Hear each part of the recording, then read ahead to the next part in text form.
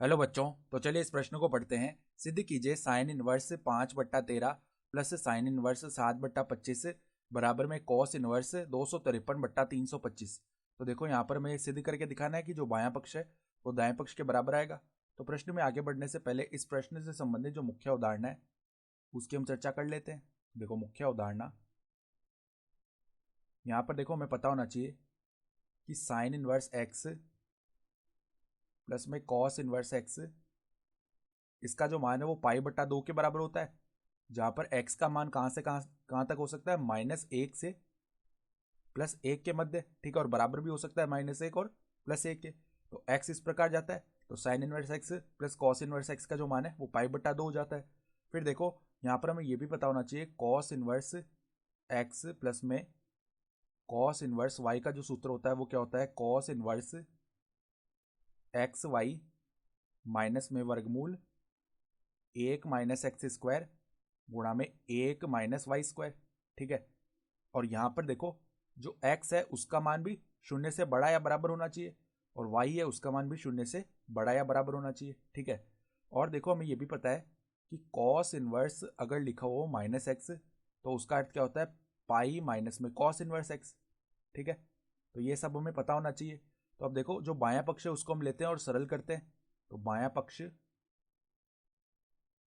बायां पक्ष बराबर में क्या है, साइन इनवर्स 5/13 प्लस में साइन इनवर्स 7/25। ठीक है, ये लिखा हुआ है। तो अब देखो यहाँ पर 7/25 है साइन इनवर्स के अंदर। तो अब देखो साइन इनवर्स 5/13 को हम कैसे लिख सकते हैं, पाई/2 माइनस में कॉस इनवर्स 5/13, क्योंकि हम जानते हैं साइन इनवर्स 5/13 और कॉस इनवर्स 5/13 इसका मान किसके बराबर आएगा, प्लस करेंगे इनका तो पाई/2 के बराबर आएगा। तो यहाँ पर साइन इनवर्स 5/13 का हम ये मान रख देते हैं। फिर प्लस में देखो साइन इनवर्स 7/25 की जगह हम क्या लिख सकते हैं, पाई/2 माइनस में कॉस इनवर्स 7/25। ठीक है, तो यहाँ से देखो पाई/2 प्लस पाई/2 ये तो पाई हो जाएगा, और माइनस को हम उभयनिष्ठ निकाल के कॉस इनवर्स के दोनों पद प्लस में अर्थात योग में आ जाएंगे। ठीक है, तो देखो बायां पक्ष क्या बनेगा, बायां पक्ष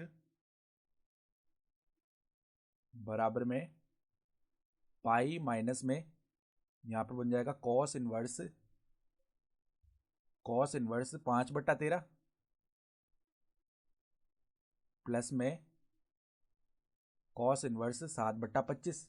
ठीक है, तो अब देखो यहाँ पर cos inverse X plus cos inverse Y का हम सूत्र लगाते हैं। तो पाई माइनस में यहाँ पर क्या बनेगा, कॉस इनवर्स, इसके अंदर पहले एक्स वाई बनता है, अर्थात 5/13 गुणा होगा 7/25 से। ठीक है, तो 5 को गुणा किया 7 से तो 35 बन जाएगा। बट्टा में देखो यहाँ पर 13 को गुणा करेंगे 25 से। ठीक है, तो हमारे पास में क्या बन जाएगा 325। ठीक है, फिर माइनस में वर्गमूल 1 - x² यानी 1 - 25/169, और गुणा में वर्गमूल 1 - 7/25 का हम वर्ग करेंगे तो गुण 50/625 ये बन जाएगा।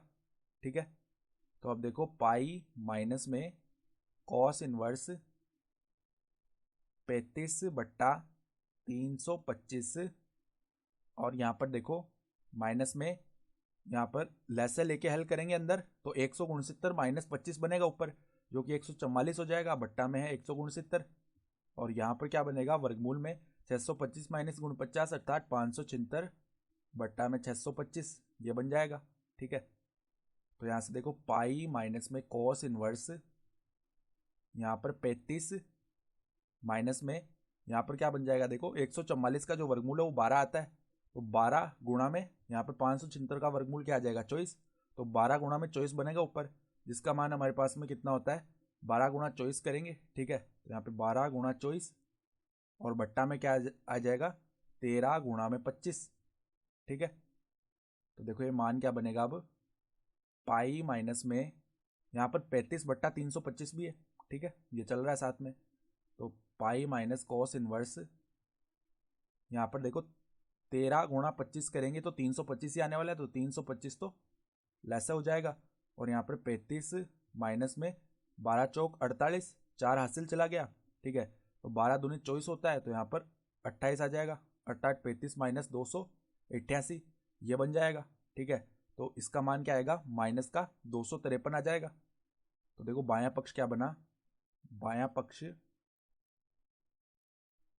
बराबर में pi minus cos inverse minus का 253 बट्टा में 325। तो अब देखो कॉस इनवर्स माइनस एक्स का मान क्या होता है, पाई माइनस में कॉस इनवर्स एक्स। तो देखो पाई माइनस, यहाँ पर अगर हम इसे लिखें तो ये क्या बन जाएगा, पाई माइनस में क्या आ जाएगा, कॉस इनवर्स एक्स आ जाएगा, अर्थात 253 बट्टा 325। तो जैसे ही माइनस हटाया तो पाई माइनस कर दिया, ठीक है।